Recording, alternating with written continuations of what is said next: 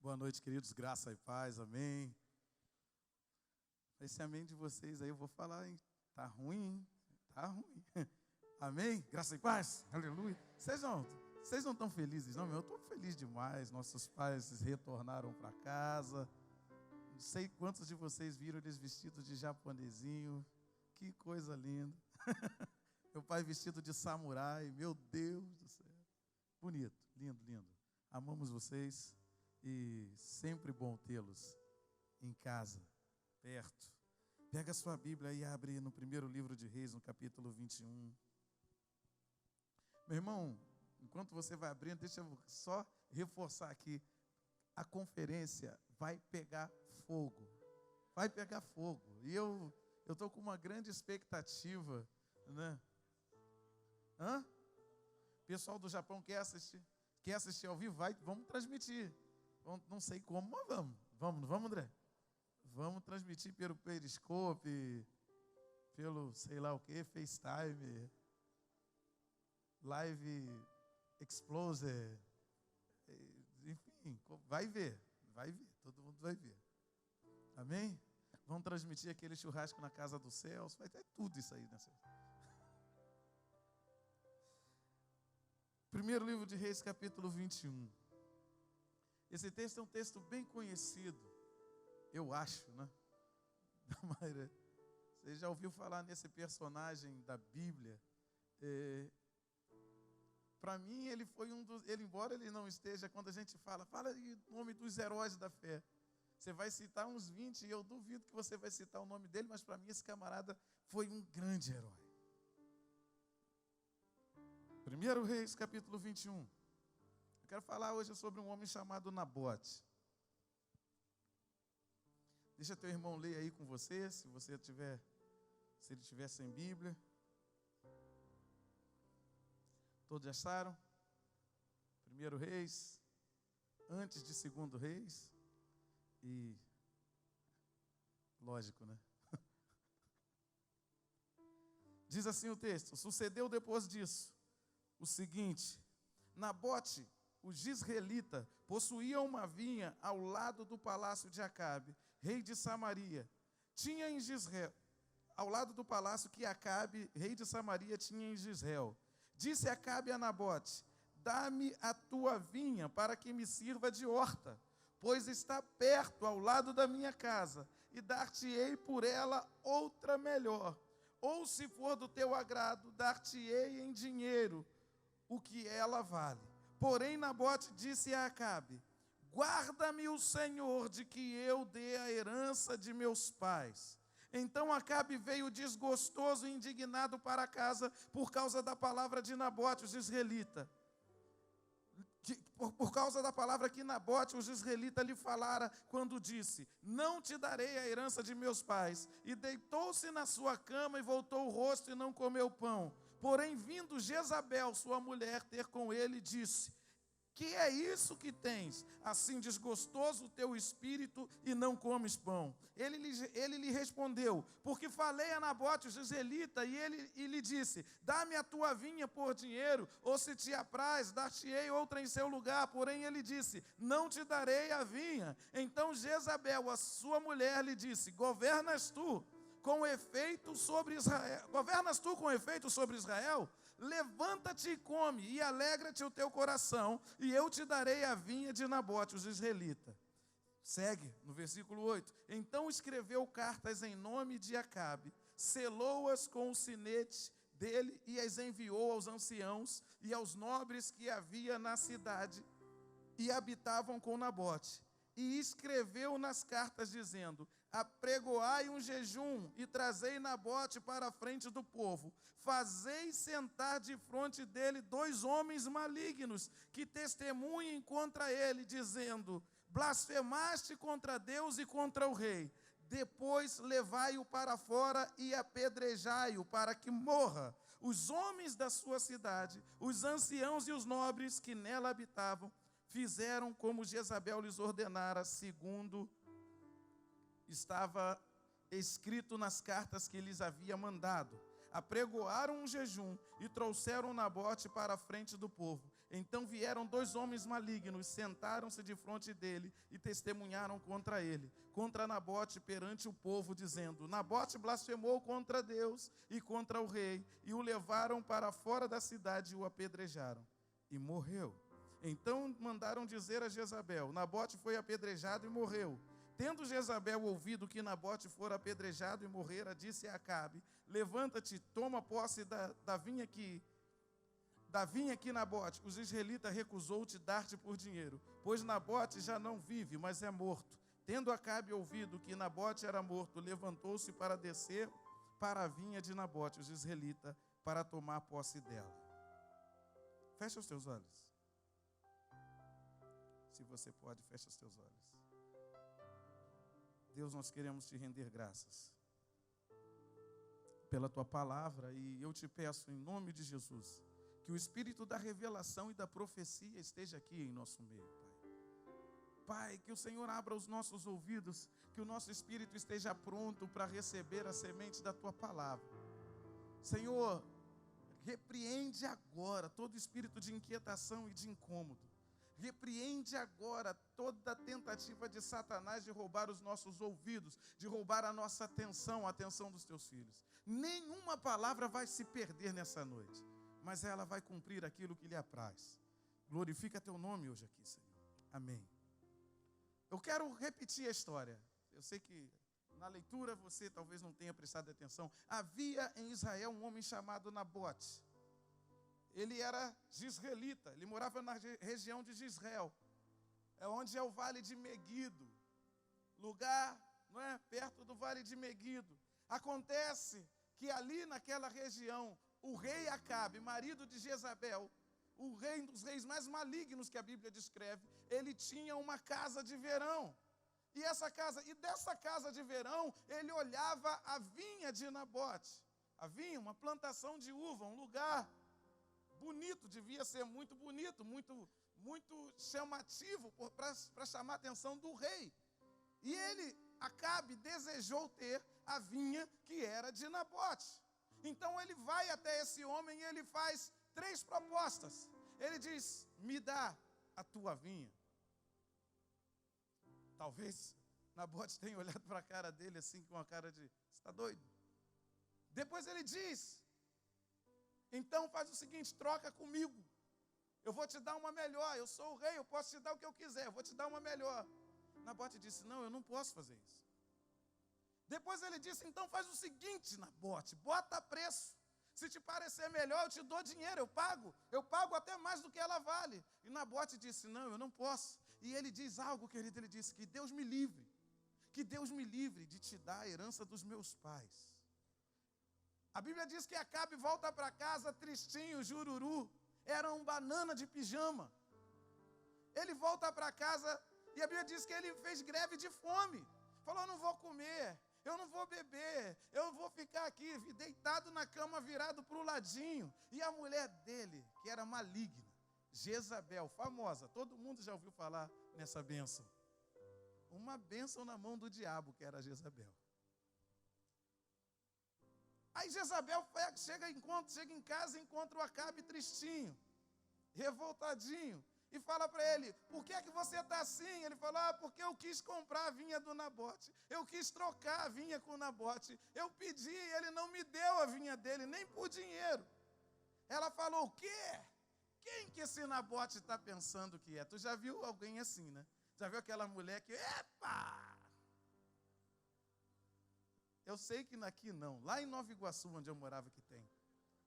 Só lá. Ela falou: não, o quê? Você vai ver, deixa comigo.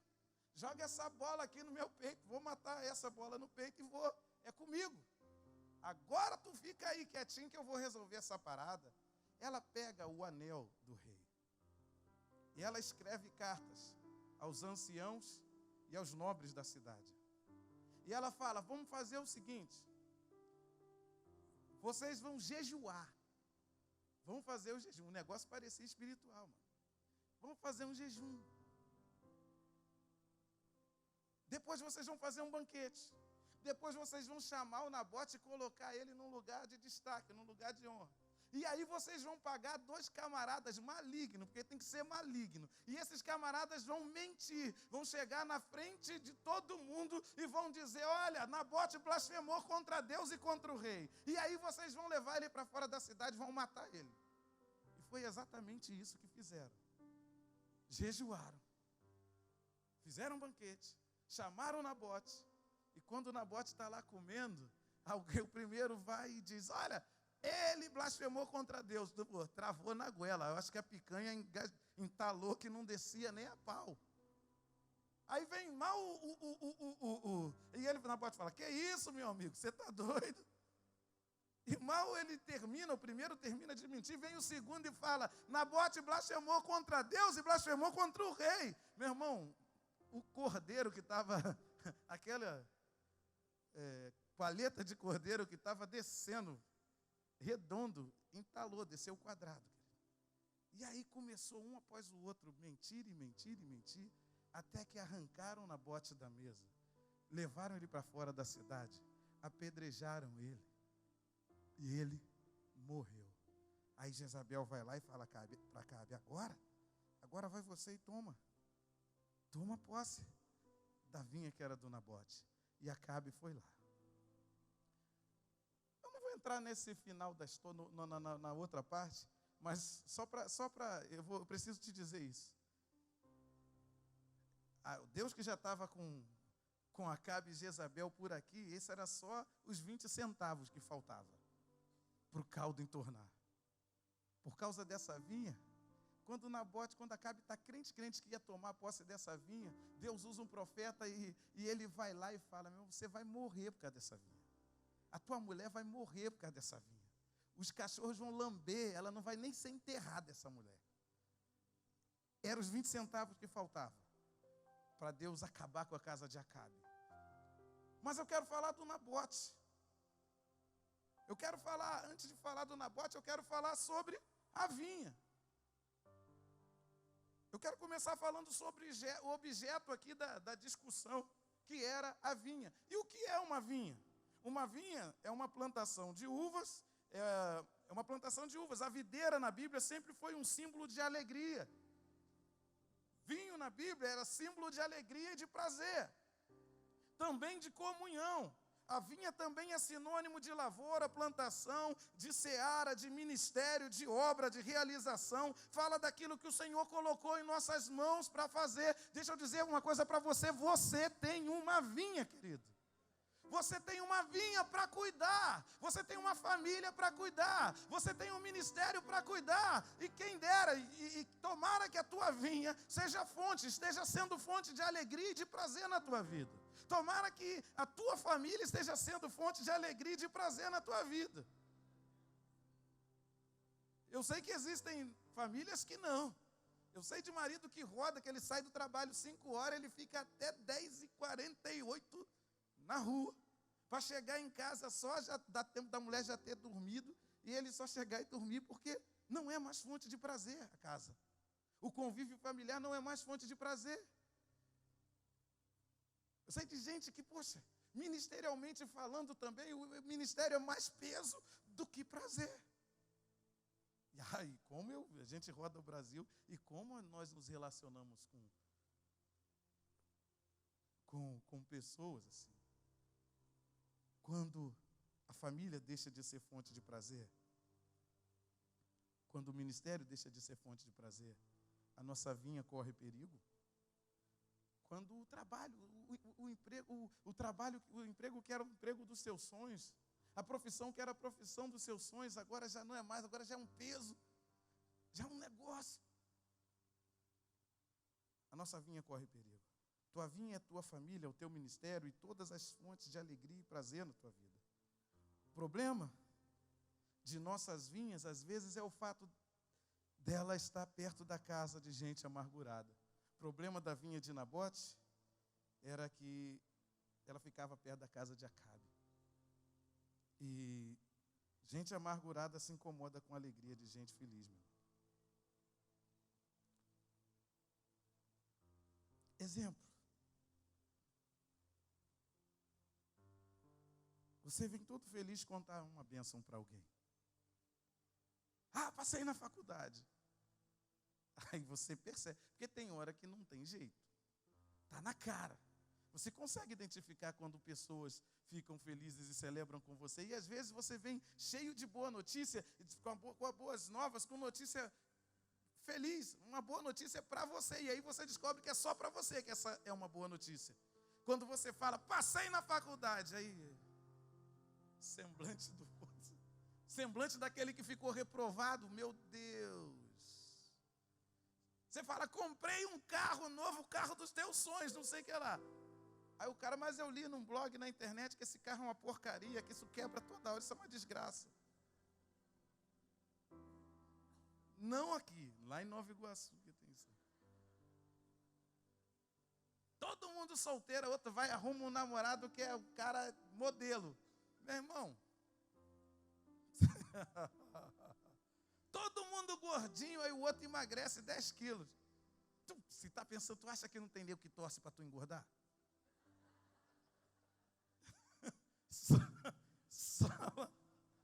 O cara começa a orar para emagrecer. Se ele não emagrecer, ele começa a orar para Deus engordar o outro também.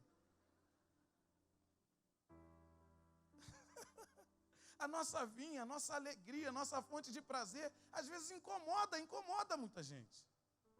A gente precisa cuidar dessa vinha. É por isso que a tua vinha precisa ser cuidada. E eu fui buscar num site, agora à tarde, passei a tarde lendo sobre agricultura, sobre agronomia. Meu irmão, eu já virei agricultor nessa tarde. E eu fui ler sobre os cuidados que a gente precisa ter com a plantação, com as nossas plantações. E a primeira coisa que eu descobri é que a gente precisa, antes de qualquer coisa, adubar a terra. Adubação. E o que é adubação? E o que é adubar? Adubar é enriquecer o solo com alimentos e nutrientes, enriquecer o solo com alimentos e nutrientes quando ele está deficiente de minerais.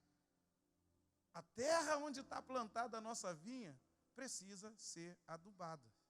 Antes de jogar qualquer semente, o agricultor ele vai e aduba a terra, ele prepara a terra. E aí eu fiquei imaginando, meu Deus do céu, existem famílias, ministérios, existem vinhas morrendo ou produzindo frutos minguados porque não têm adubado a terra onde estão plantados.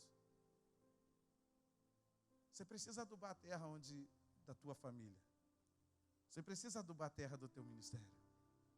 E o que é adubar? É enriquecer com nutrientes. Como é que você tem enriquecido a tua família, meu irmão? Como é que você tem enriquecido? O que você tem feito para adubar essa terra? Diz para a pessoa que está do teu lado aí, você tem que adubar esse casamento aí. Você tem que adubar esse ministério aí. Dizer uma coisa para você, casamento não acaba da noite para o dia. Não existe, quando eu me vi, eu já estava... Não existe isso. Casamento não acaba da noite para o dia. A coisa vai minguando, o chão vai perdendo nutrientes, a coisa vai morrendo, vai ficando sem graça, os frutos começam a ficar minguados. Quando tu está namorando, tu aduba, não é? Pô, é só bombom da Copenhagen, querido. O negócio é sério. Quando casa, é bala Juquinha. Vai dar. Pô, quando tá namorando é aquele cinema, aquele da poltrona. Como é que é o nome desse trem? Aquele namoradeira. Caraca, quando casa vai na locadora alugar. Mas você precisa adubar. No teu ministério, querido, como é que você aduba essa terra? Tem que adubar a terra, senão vai perder nutrientes. Tem que adubar. Tem que buscar coisas novas sempre. Tem que aprender, tem que sentar para ouvir, tem que estar aberto para receber coisas novas. Como é que você aduba a terra na tua família em relação aos seus filhos? Antes da semente cair, essa terra tem que ser adubada. Amém? Diz de novo para a pessoa que está do teu lado, aduba essa terra, querido. Outra coisa que acontece na agricultura, sabe o que acontece? Eles fazem uma rotação de cultura. Repete aí, rotação de cultura. Está pensando que o negócio é fraco, meu irmão? Tem alguém que trabalha com agricultura aí? Pô, tem? Tem não? Com peixe eu sei que tem. Tem um Alex ali. A próxima eu vou falar sobre peixe. Aliás, tu está devendo aquela peixada prometida, hein? Meu Deus. Rotação de cultura consiste de alternar o plantio de leguminosas com outras variedades de planta no mesmo local.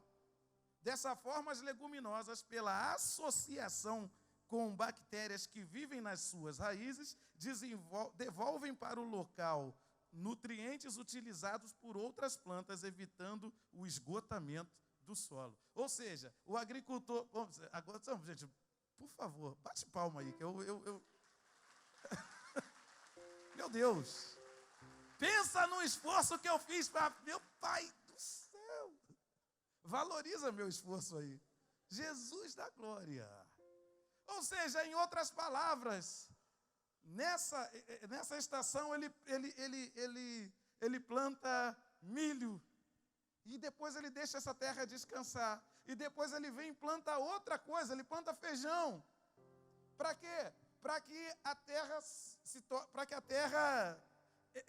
Para evitar o esgotamento da terra. Porque existem bactérias em suas raízes, nas raízes das leguminosas, sei lá. Enfim, mas aí para que um tipo só de bactéria não fique ali, não prejudique a próxima plantação, de maneira que a terra vai se esgotando, ele traz outra. Ele planta outra coisa, e a outra coisa que ele planta ajuda a melhorar a qualidade daquele solo. Ou seja, uma das coisas mais nocivas para um relacionamento conjugal, essa palavra é de família, hein? Não encontro de ver. Então, uma das coisas mais nocivas em um relacionamento conjugal, familiar, amizades e principalmente com Deus, chama-se rotina. Sempre a mesma coisa. Sempre a mesma coisa.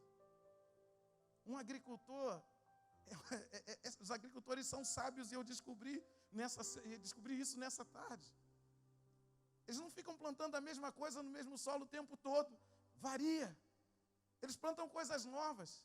Ou seja, meu amado, uma coisa que acaba com um casamento, uma coisa que acaba com um relacionamento, chama-se rotina. A mesma coisa. Isso gera tédio.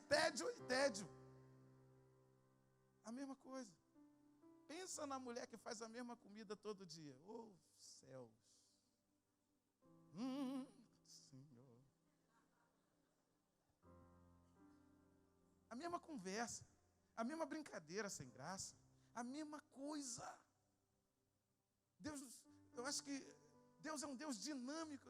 A Bíblia diz que Ele faz tudo novo. A cada dia, tudo novo. E a gente vive no mesmo. Gente que você conheceu há 10 anos atrás, você passa 10 anos sem ver a pessoa, e aí 10 anos depois você encontra, é a mesma coisa, mesma conversa. Às vezes eu vou no... Meu Senhor, está filmando aí, né? Então,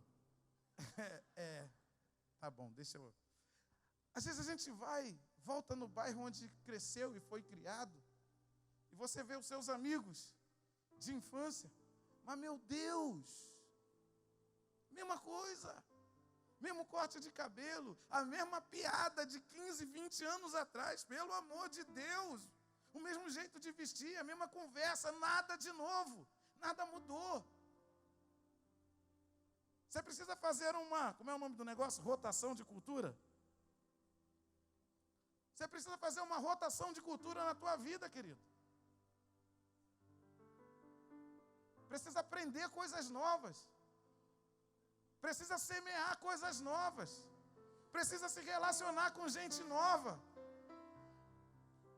Precisa admirar outras coisas também. Sempre a mesma coisa. Isso enfraquece a tua terra. Isso empobrece o teu solo.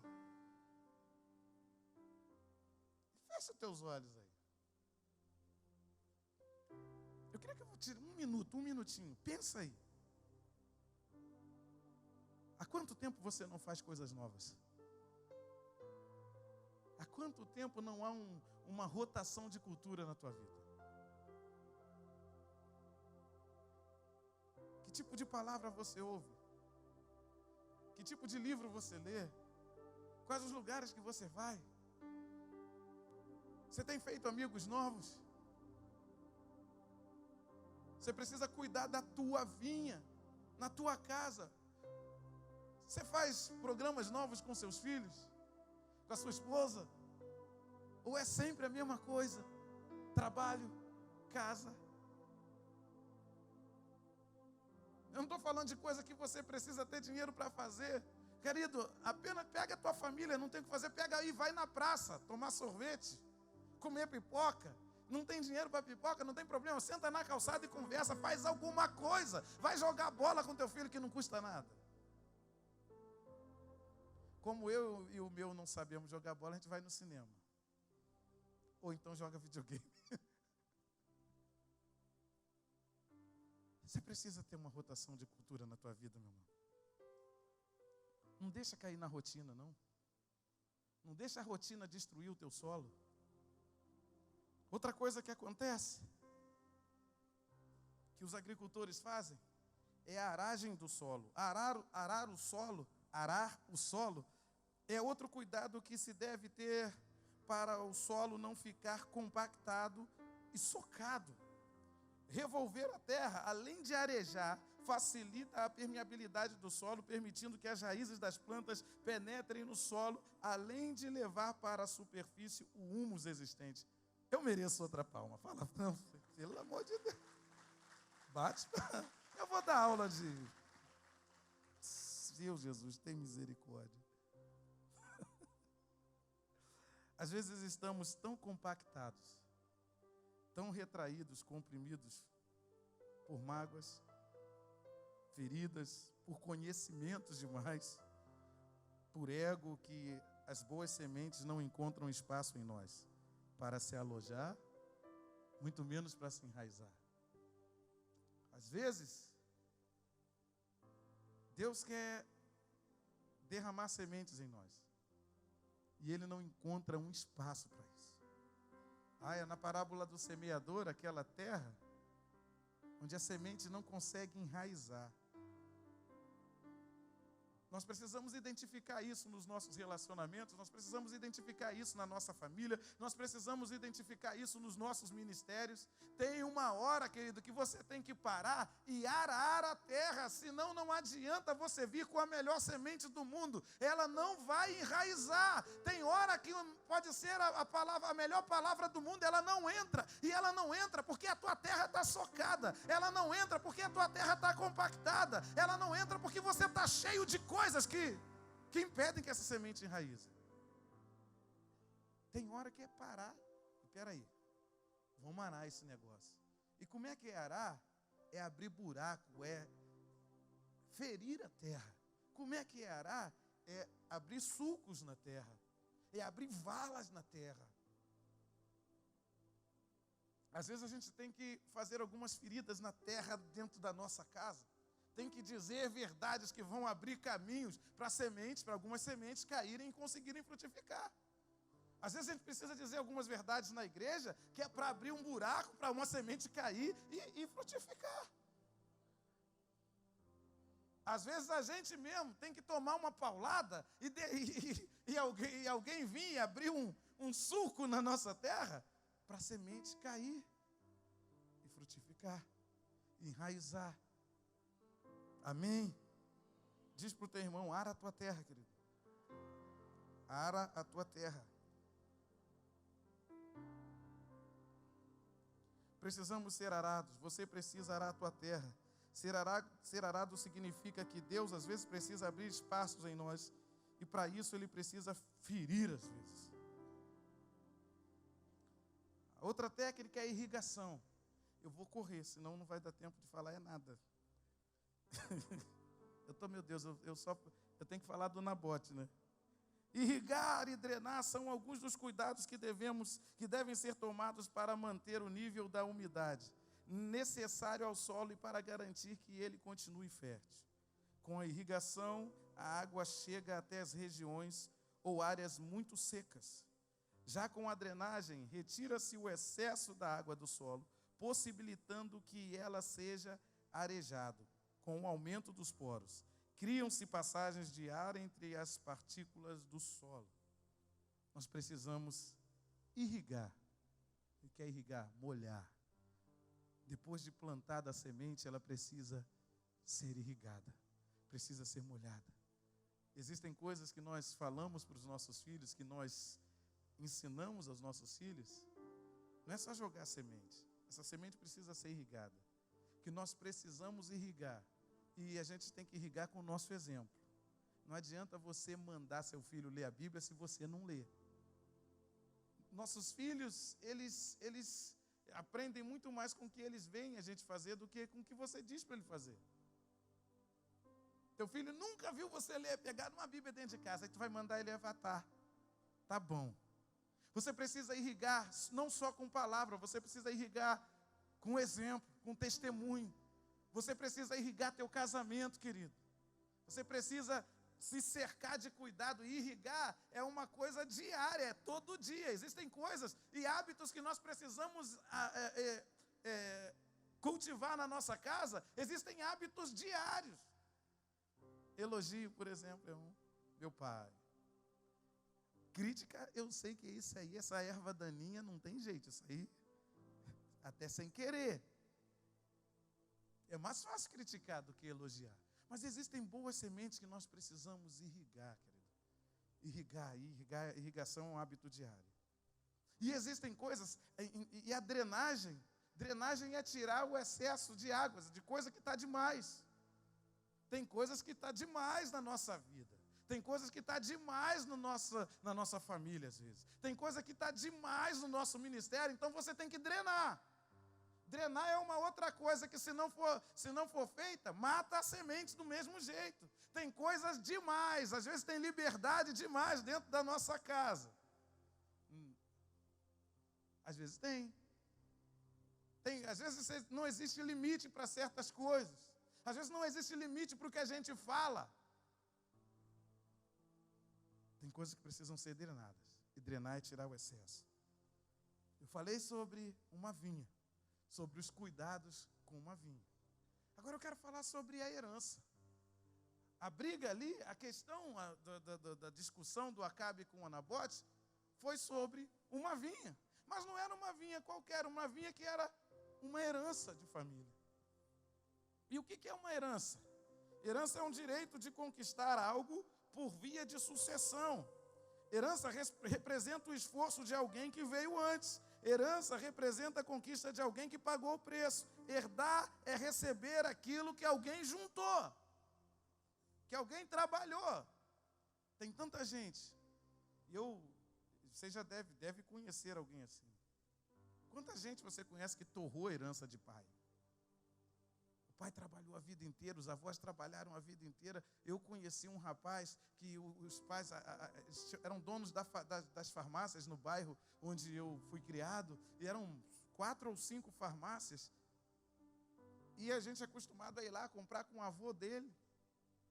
E o avô dele faleceu, era muito velhinho, ficou para o pai as farmácias.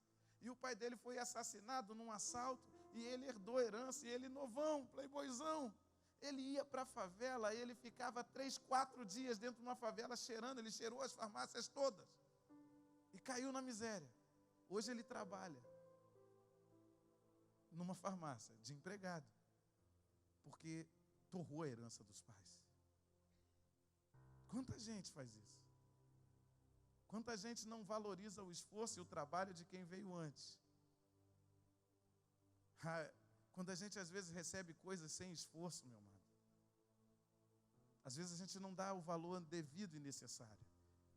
Tremendo é quando a gente honra a memória, a lembrança de quem se esforçou antes de nós. Os judeus tinham leis acerca da manutenção do patrimônio de família. Está registrado em Números que um homem deveria fazer todo o possível para que a herança do seu pai pudesse seguir na sua família. Aí está lá, o Números 36, versículo 8 e 9, se você quiser ler comigo, Números 36, 8 e 9, diz o seguinte, eu vou ler para correr. E qualquer filha que herdar alguma herança das tribos dos filhos de Israel, se casará com alguém da família da tribo de seu pai, para que os filhos de Israel possuam cada um herança de seus pais. Assim, a herança não passará de uma tribo a outra, pois as tribos dos filhos de Israel se chegarão cada uma à sua herança. Havia uma lei, no caso de filhos, filhos eram herdeiros, homens eram herdeiros diretos, mas de filhas, elas, mesmo herdando a herança de seus pais, elas tinham que casar com gente da mesma tribo. Ela não podia se casar com gente de outra tribo, para que a herança de uma tribo não fosse passada a outra tribo. Isso era como eles respeitavam essa questão da lei da herança. Da mesma maneira, sobre os primogênitos. Da mesma maneira, em Levítico, temos uma advertência sobre a venda da terra. Também a terra não se venderá em perpetuidade. Ou seja, você não vai vender uma terra e ela vai ficar longe de você para sempre. Por quê? Porque a terra é minha, pois vós sois estrangeiros e peregrinos comigo. Portanto, em toda a terra da vossa possessão dareis resgate à terra. Quando teu irmão empobrecer e vender alguma parte da sua possessão, então virá o seu resgatador, seu parente, e resgatará o que vendeu seu irmão. Levítico 25, versículo 23 ao 25. Ou seja, deixa eu te explicar isso. O primogênito, havia uma lei da primogenitura. Todo mundo sabe que se um pai tivesse 2 filhos, o primogênito, e por isso aquela questão entre Jacó e Esaú. O primogênito, todo mundo sabe que ele tinha direito a uma parte maior da herança, ou seja, se fossem 2 filhos, dividia essa herança em 2/3 para o primogênito e 1/3 para o filho mais novo. Acontece que poderia acontecer de um filho mais novo empobrecer e perder a sua herança. E quando isso acontecia, era obrigação do filho mais velho, do primogênito, resgatar o seu irmão, de não deixar o seu irmão virar escravo. De não deixar o seu irmão virar escravo por causa de dívida. Deus, eu quero profetizar sobre a tua vida. Você pode levantar sua mão direita, meu amado? Eu quero profetizar que Deus vai te dar, querido, uma porção sacudida, transbordante, generosa. Deus vai te dar uma herança. Deus já te deu uma herança. Deus já te deu uma porção gigante. Porém, fica com a mão levantada, não terminei. Essa herança vem com responsabilidade. O que você ganhar de Deus vai servir para resgate dos seus irmãos. O que você ganhar de Deus vai servir para resgatar os seus irmãos. Amém? Amém? Diga, eu sou o resgatador dos meus irmãos. Aleluia!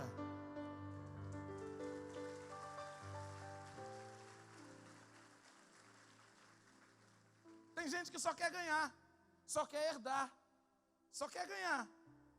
Mas a bênção morre nele, não passa para mais ninguém. A bênção não passa por ele. A bênção fica na mão dele e acabou. Morre nele, ele é o fim da bênção. Só que um primogênito não era assim. O primogênito, ele era obrigado, ele tinha a obrigação de resgatar o seu irmão. Deus não te dá nada sem uma responsabilidade junto, envolvida nisso, querido. Amém? Quando uma família era muito pobre, Levítico 25, do 27 ao 28, diz que quando uma família era muito pobre e tivesse que vender a sua herança, havia uma garantia de que a cada 50 anos a terra voltaria a ser posse do vendedor, mesmo que este não tivesse como comprar de volta a terra. No 50º ano, o comprador teria que devolver, pois herança da família não deveria ser desfeita. Ou seja, está lá, o versículo diz o seguinte, 25, 27, 28. Então contará os anos desde a sua venda, e o que ficar restituirá ao homem a quem vendeu, e tornará a sua possessão. Mas se não conseguir o suficiente para restituí-la, então a que foi vendida ficará na mão do comprador até o ano do jubileu. Porém, no ano do jubileu sairá, e ele tornará a sua possessão. Mesmo quando alguém vendia uma herança, essa herança não ficava perpetuamente na mão do comprador. No ano do jubileu, o comprador daquela terra, ele tinha 50 anos. A cada 50 anos havia um ano do jubileu. O comprador tinha 50 anos para desfrutar da terra que ele comprou. Porém, no ano do jubileu, ele tinha que devolver a herança de quem vendeu, de quem empobreceu e perdeu. Ele tinha que devolver. Entendo, aí a gente passa a entender então melhor por que Nabote não queria vender a sua herança.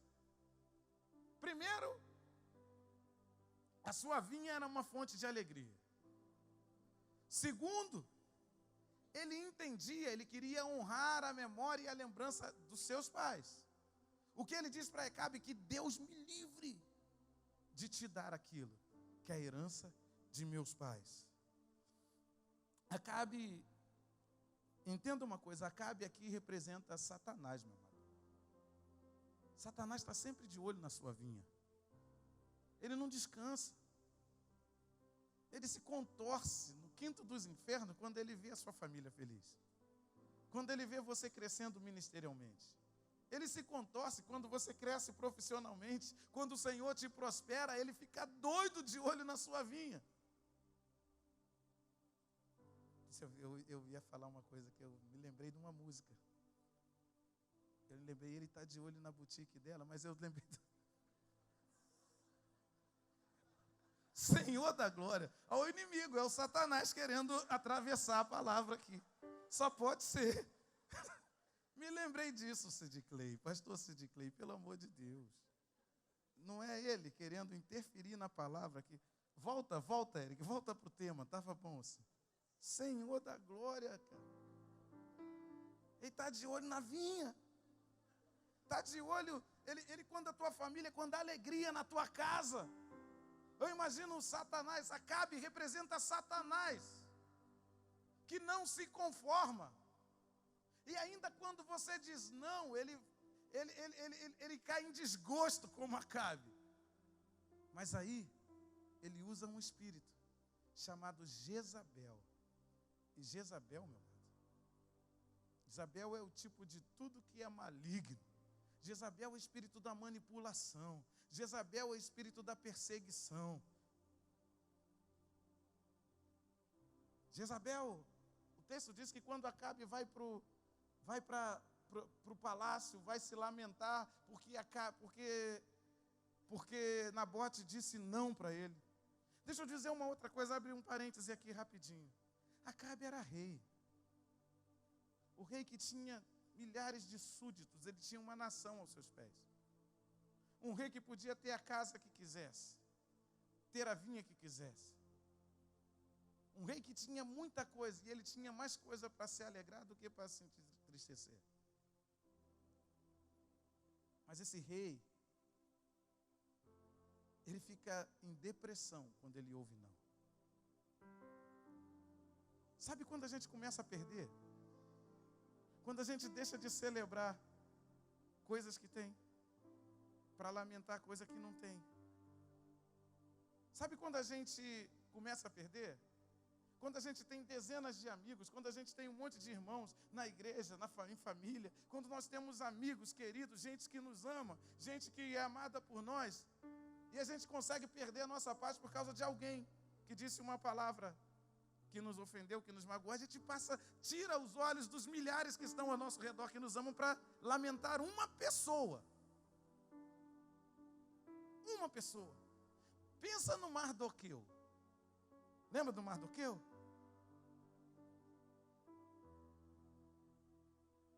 Aquele, Amã. Cadê o nó agora? Amã, lá o comandante lá do rei, lá. Todo mundo se prostrava quando o cara passava. Mas tinha um mendigo lá, um Mardoqueu, um cara quase um semi-morto, um cara pobre, um cara dos judeus lá, um velhinho que ficava na beira do palácio. O Mardoqueu perdia a paz, porque quando todo mundo se ajoelhava, o velhinho semi-morto lá não se ajoelhava. Acabe perdia a paz. Ele podia comprar qualquer outra vinha. Nabote, não quer vender? Beleza, vou comprar outra. Não, mas ele queria aquela, daquele cara que não quer vender. Tem gente que perde a paz assim, querido.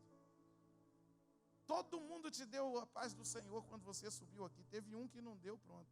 Você já se infernizou, já nem conseguiu cultuar, não conseguiu adorar, já se irritou. Todo mundo tem te tratado bem, você perde a paz por causa de um que te tratou mal. Todo mundo curtiu tua foto no Facebook, tu perde a paz porque um descurtiu.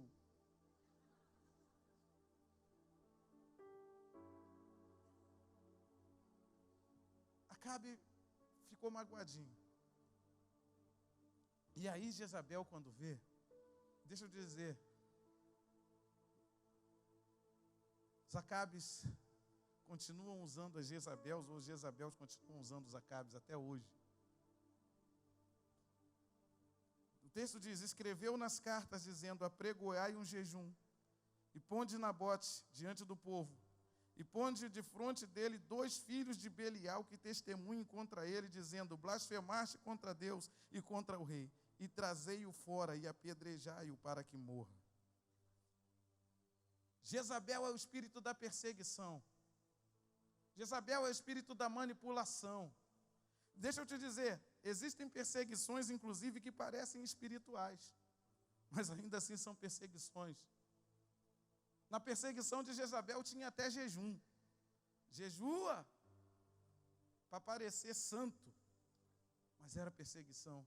Tinha a intenção de destruir, tinha a intenção de matar. Ai, quanto engano, quantas vezes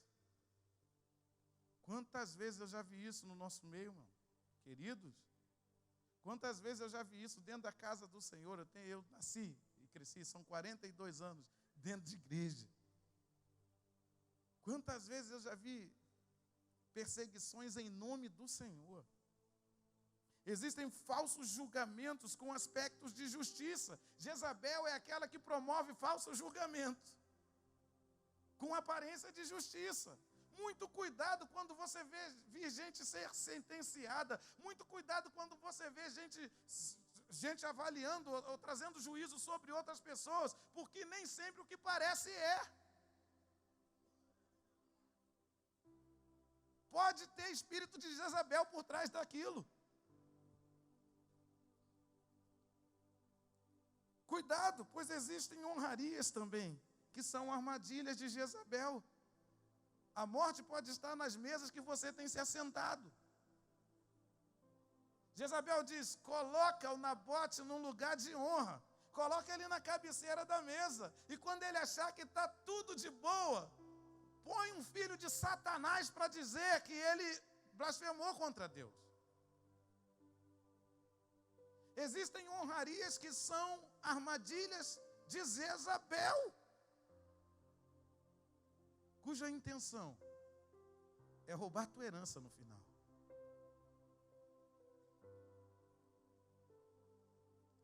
Alguém me disse, uma vez eu me vi bem perseguido, nossa, né? Bem perseguido. E eu estava doente emocionalmente falando. E aí vem um homem de Deus. E ele me fala uma coisa que eu faltei avançar no pescoço dele e esganar ele. Ele falou: você sabe que você é igual àquele que está te perseguindo? Você sabe disso? Eu falei: você está maluco? Eu nunca serei aquilo, não sou aquilo nem de brincadeira. Ele disse: a tendência de quem foi perseguido é, sem perceber, reproduzir a mesma coisa de quem perseguiu. A tendência de quem foi manipulado é, sem perceber, se tornar um manipulador. Ele falou: isso é quase regra. Vigia e guarda o teu coração. Eu falei: tá maluco? Depois eu parei para pensar, e por várias vezes na minha vida eu me vi manifestando o mesmo comportamento que eu reprovava anos atrás. A mesma coisa, fazendo a mesma coisa. As mesmas coisas que eu reclamava que fizeram comigo, volta e meia. Quando eu olhava, caramba, estou fazendo a mesma, mas peraí. Cuidado. O camarada entra no exército, ele é um recruta, né? Aí o camarada vai, o sargento, o cabo, rala ele, meu irmão, arrebenta com o camarada. O que ele quer fazer depois quando ele crescer? Quando ele ganha uma divisinha de cabo, o que ele faz? Hein? Ele quer fazer pior, meu amado. Ele não quer fazer nem igual, ele quer fazer pior do que o que fizeram com ele.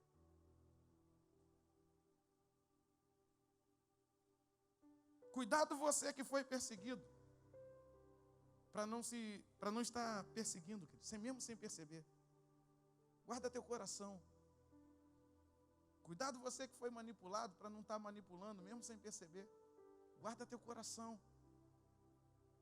Cuidado, porque podemos nos tornar facilmente naquilo que reprovamos. O espírito de Jezabel é fácil identificar nos outros. É fácil identificar nos outros. Difícil é evitar em nós. Evita em você. Evita em você, mulher, dentro da tua casa. O marido é o cabeça da casa. Se você não gostar disso, sobe no céu e reclama com Deus. Fazer o quê? Não é machismo, não. É isso aí. Então, cuidado. Eu entendo, eu posso entender. Existem mulheres fortes. Nós estamos num tempo de mulher forte. A minha? Uau!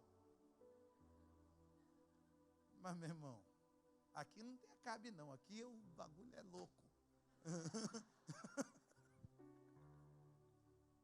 Cuidado. A gente está brincando, mas é sério. Porque é sem perceber.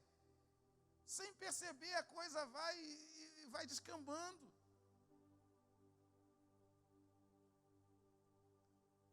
Acabe é a omissão. Jezabel é a manipulação. Jezabel é o retrato de pessoa autoritária. Só que só existe uma Jezabel na casa que tem um Acabe, que tem um omisso, que tem um banana de pijama, que tem um Teletubby.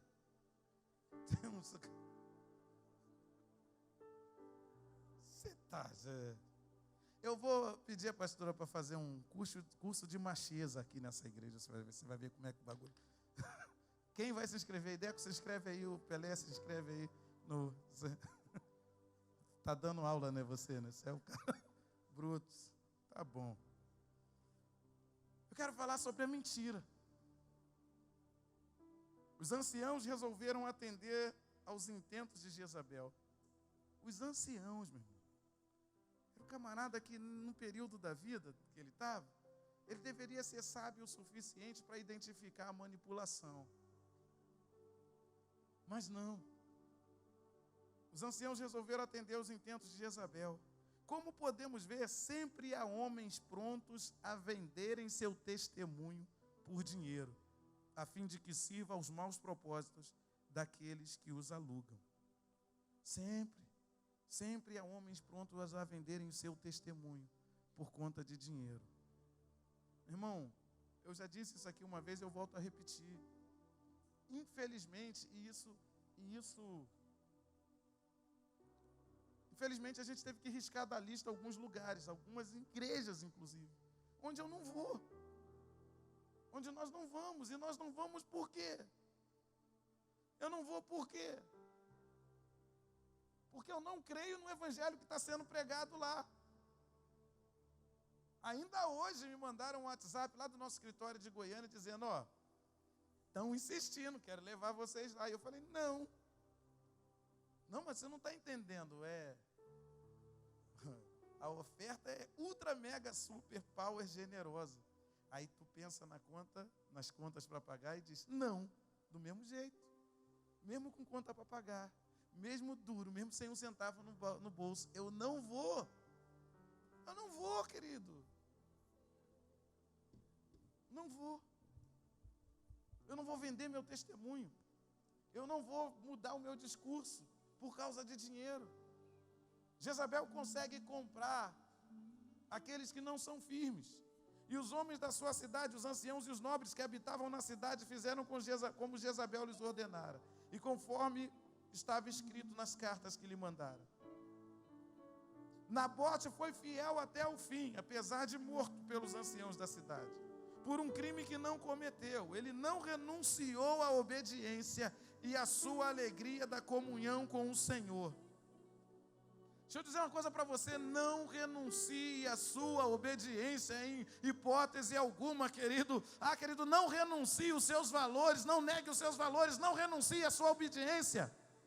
Obedeça ao Senhor, cuida da tua vinha, cuida da tua família, cuida do teu ministério, independente das Jezabels, independente dos Acabes, cuida do seu, cuida da tua vinha. Nabote sempre soube que a vinha era do Senhor. Ele apenas era um mordomo, que deixaria para os seus filhos um legado. Com a sua morte, a vinha ficou sem dono e Acabe veio tomar. O espírito de Jezabel ainda vive e é citado por Jesus para João em Apocalipse. Apocalipse 2:20. Mas tenho contra ti que toleras Jezabel, mulher que se diz profetiza, ensinar e enganar os meus servos para que se prostituam e comam dos sacrifícios da idolatria. Jezabel já tinha morrido milhares de anos antes, mas o espírito dela ainda estava lá em Apocalipse, manipulando, usando. Acabe fez 3 propostas para Nabote. A primeira dela é me dar. Tem gente dando fácil para Acabe aquilo que é de valor inestimável. Tem gente que de quem Acabe tem roubado a vinha sem esforço. Tem gente que não tem lutado por sua vinha nem um pouquinho. Gente que está largando família à toa. Gente que está abandonando o ministério à toa. Gente que está abandonando projetos de Deus, sonhos à toa.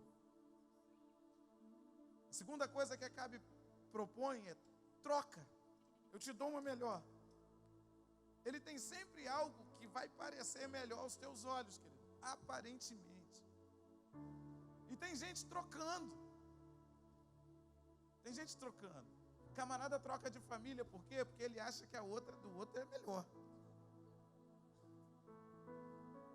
Camarada troca de igreja porque ele acha que a lá do outro lado é melhor. Ou troca de religião porque acha que lá do outro lado é melhor. Por fim, Acabe diz, bota preço nesse negócio. Me vende. Diz quanto que eu pago. E aí ele ouve a resposta de Nabote dizendo, que Deus me livre. Que Deus me livre de te dar ou vender a herança de meus pais. Que Deus me livre de me dar, de dar ou vender a herança dos meus pais. Que Deus me livre de trocar de família. Que Deus me livre de começar a fazer ministério por carreira, por dinheiro unicamente. Que Deus me livre de perder a alegria na minha vida.